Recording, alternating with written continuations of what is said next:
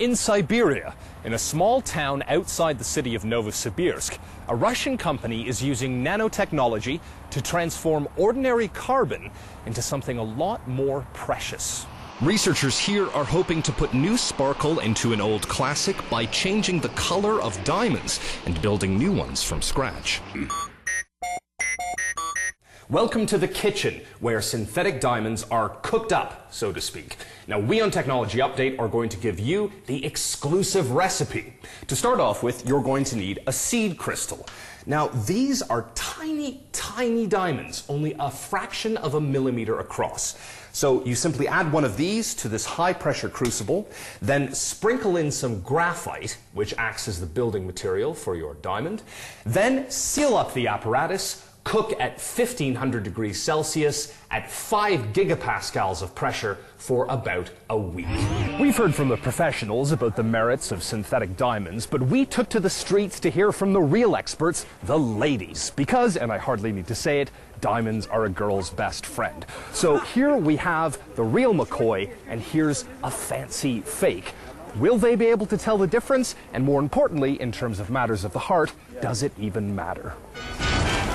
One diamond is cultured and the other one is genuine indeed. Is it correct? I think this one. The green. The green. This is more sparkling, so it's true. By their look, there is no difference, no clarity, no faceting. They are regular. Genuine diamonds are just better. Girl's best. Best friend. The man Britain accuses of murdering former Russian security officer Alexander Litvinenko says he's still not been contacted by Scotland Yard prosecutors. Andrei Lugovoy was giving an interview to a Moscow radio station and once again insisted he was innocent. Our correspondent Anastasia Haidulina says Lugovoy is ready to stand trial and to answer any questions, but only on Russian soil. You're watching Russia Today. Still to come this hour. Accused of abuse will report on the American millionaire on trial for allegedly molesting children in Eastern Europe. Battling with the city. In a couple of minutes, we'll look at the tough life for the disabled in Moscow and why they think the government isn't doing enough to help. So please stay with us. To the Middle East now. The Israeli government has released 256 Palestinian prisoners as a gesture of goodwill. The youngest, Yusuf Nakleh, is just 16 years old and has only served a year and a half of a 4-year prison sentence. Our Middle East correspondent, Paula Sleer, reports on the teenager that left home a criminal and returned a hero. With the last part of Harry Potter's adventures set to be released at midnight, bookshops around the world will stay open through the night. But the boy wizard has managed to provoke controversy, this time in Israel. Orthodox Jews argue in Israel the book's launch date contravenes the law of the Sabbath. Anna Primoshenskaya reports. And on our website, we want your opinion on Harry Potter. We're asking as the final book is being released. What should we expect? Well, almost 81% of you are relieved it's almost over, and so far, about 19% hope Harry comes back in another book. So if you want to vote, visit our website, www.russiatoday.ru. Getting around a busy city like Moscow isn't easy, but it's particularly hard for the disabled, and they say the government isn't doing enough to help them. Our correspondent, Charlotte Lomas-Farley, reports. Those are all the headlines this hour. Sports is coming up next with Yunan O'Neill, so please stay with us on Russia Today.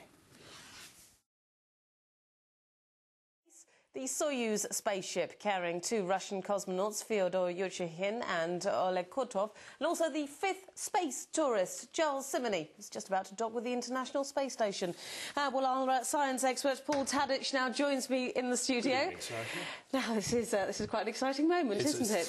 It's a thrilling mating dance in space is what it really boils down to. We've got some live pictures there from NASA. It's a shame we don't have some blue Danube waltz to go with this because it's appropriate for the occasion. And it may look quite placid in that frame, but both the Soyuz craft and the International Space Station, to which it's going to be docking in just a few seconds' time, are both traveling at 28,000 kilometers an hour, which is about 8 kilometers per second. So right now they're making very fine adjustments, and in a few moments, if everything goes well, a tiny cone, keep in mind how fast these are going, about 7 kilometers a second, a tiny cone 15 centimeters in diameter is going to link with a small hole in the International Space Station, and once that contact takes place, the two craft will move close together. They'll seal up the connection to make an airtight junction, and about 90 minutes after that, the hatch will open, and billionaire mogul Charles Simeoni will greet his new home in the International Space Station. That's all still to come, because, right. I mean, this is... The city of Puschino, about 100 kilometers south of Moscow, doesn't look like a party town. It's a quiet place, and a brainy one, home to 10 scientific research institutes specializing in biology. So it's surprising that the most famous products from the Institute of Theoretical and Experimental Biophysics are party drugs. They're nutritional supplements that claim to allow you to booze as much as you like and wake up fresh as a daisy the next morning. It's a strange legacy for a place that now does cutting-edge research with this $2 million state-of-the-art magnetic resonance imager, analyzing the structure of blood proteins in the hope of developing new drugs to treat heart disease. But that was the reality of doing science after the demise of the Soviet Union.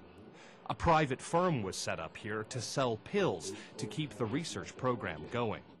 But nowadays, Puschino is back in the real science game. One of this institute's most exciting research programs has developed this, Perfturan, a synthetic blood substitute. Its developer says that in government tests, 88% of patients who were treated with it showed significant clinical improvement. It is made from Russian resources using only Russian technology with Russian equipment. Down the hall, this team is developing a range of products that stimulate wounds and burns to heal faster. BioCol 1 is an organic bandage, a sort of artificial skin that stimulates wound healing. And this biogel is used to deliver a patient's own stem cells to the site of injury, speeding the recovery process.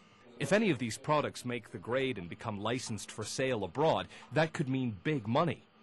And despite increasing support from foreign grants, cash is still in short supply. The equipment is aging, and so are the scientists. The average age is 75. That's because the salary for senior staff is only $200 a month. Even though Puschino was established as a scientific center in 1966, it's only just been recognized as such by the Russian government. And with recognition comes a dose of federal cash. A minimum of 50 or 60 young families will be provided with houses or flats. But that doesn't mean they should expect too much generosity. I think these days scientists are learning to think differently about how to earn money for themselves. We should make practical things from the science.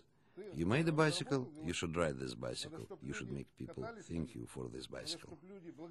Puschino has the potential to make a huge contribution to science worldwide, but it still faces many problems. After the festivities to mark the birth of Russia from the ashes of the Soviet Union, the scientific community here had to face a pretty bad hangover, the virtual disappearance of state funding. In fact, many of them probably had to resort to using their own remedies to get rid of the pain. It's almost 15 years later and the situation is better, but a lot of cash and investment are needed. Otherwise, the scientists here may have to resort to pushing potions to make ends meet. And that would be a very bitter pill to swallow. Paul Tadich, Russia Today, Puschino.